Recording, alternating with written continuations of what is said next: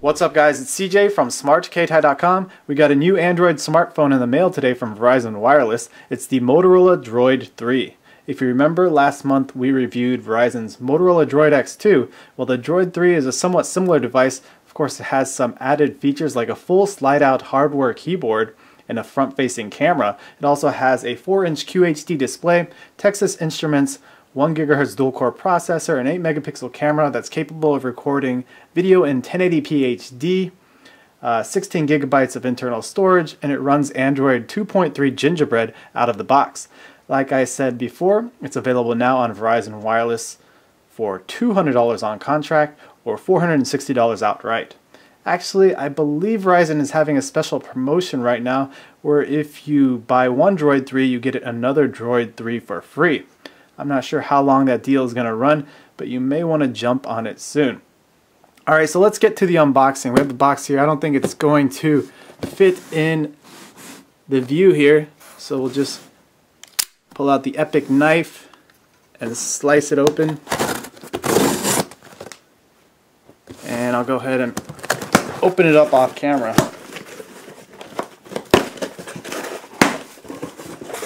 Alright, looks like we have some paperwork. And here is the DROID 3. Some bubble wrap. Alright, so after a short battle with the bubble wrap off camera, we're back with the box and the DROID 3. Here's a picture of the device. Verizon, Google, Motorola. Let's take a look around the box as well. Basic information. Looks like a list of what's included in the box, but we won't go through that because we're going to be doing that step by step.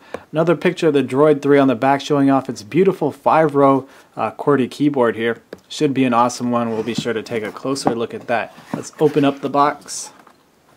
And there's the DROID 3 sitting proudly on top, and with good reason. So we'll put the box off to the side. First impressions, it does feel good in hand. Fits nicely in my hand at least. And it feels lighter than I was expecting, and definitely a lot thinner than I was expecting. It's only 0.5 inches thick, which is really thin for a phone with a keyboard on it. Actually, Verizon's calling this the thinnest smartphone with a QWERTY keyboard. I'm not sure if those claims are true, but I'm going to believe it because it feels pretty thin in my hands. I've owned a few phones with slide-out QWERTY keyboards in recent years, and this one definitely feels the lightest in my opinion. But you may want to check that out for yourself.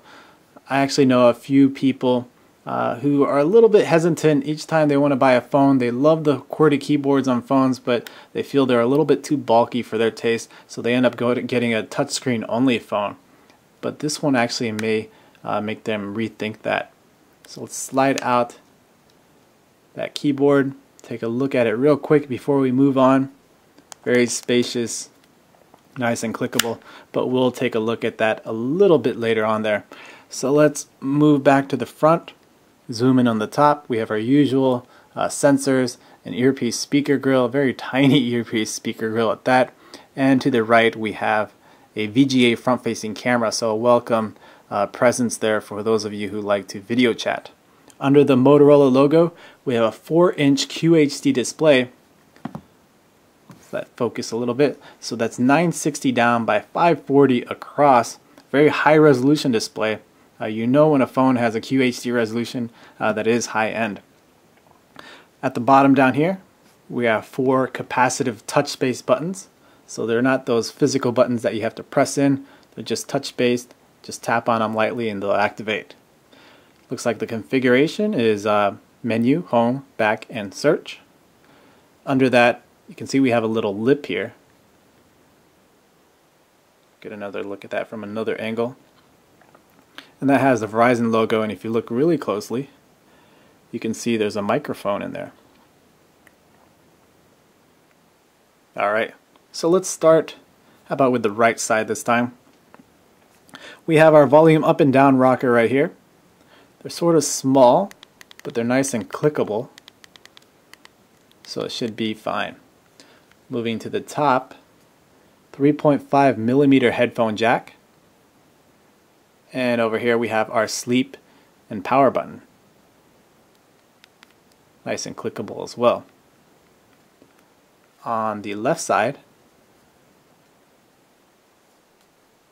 On the bottom we have our micro USB charge and sync port and an HDMI out port.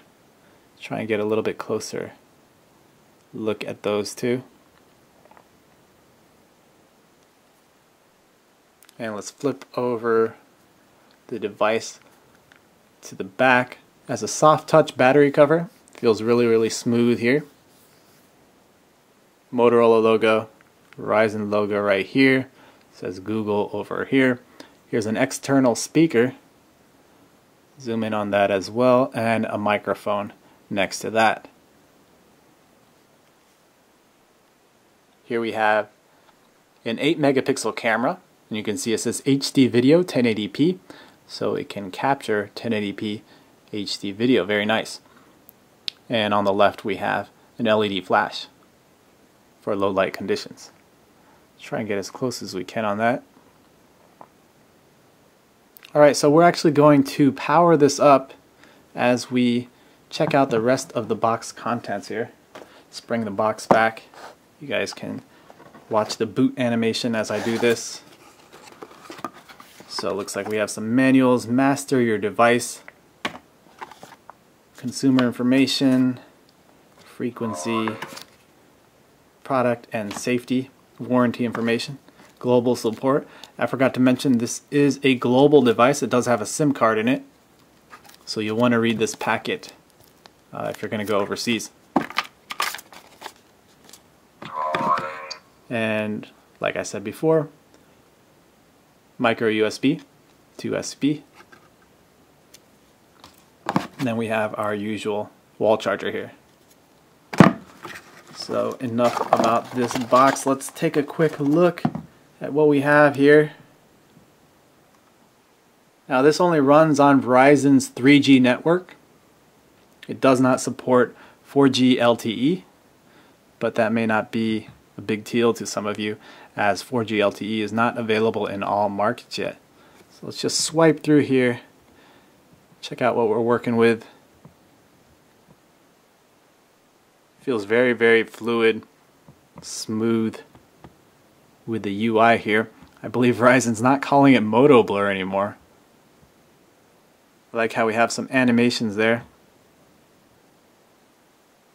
It says pull down. Oh, that's kind of cool. You should be able to do that with a dock as well to flip between home screens. Let's pull up the app tray here. Get a little animated 3D effect as well. Very nice. And before we wrap up the video, let's just check out that keyboard again. So I'm going to load up messages. How about we compose? And there's that keyboard. So a full 5-row QWERTY keyboard has a dedicated number row up here. Very nice. You don't have to press the function button and then press another button to type out a number with this keyboard. I like how we have the arrow keys over here. Now let's test out how they work. So I'm going to type over here. This is a test. Alright, so I'm a little rusty with these physical keyboards. I haven't had one in a while. I used to always get them, but I'm a little bit rusty. But it does feel really good. Should have no problem adjusting to this. And you can see the keys are a little bit offset and a little bit spread out, so that should help out with typing and finding all the keys. Very nice. I'll let you guys know in the full review how this keyboard works out. But again, we'll take a closer look. Let's actually get in as close as we can here. Alright, and there's a look at that microphone over there I was talking about earlier. So this was the unboxing of the Motorola DROID 3 from Verizon Wireless. We'll have more coverage coming soon, including a closer look at the device, some benchmarks, a software review, video recording sample, and we'll even put the dual-core processor to the test with some games. If you enjoyed this video, please give it a thumbs up and subscribe to our YouTube channel. Thanks for watching, and we'll see you again soon.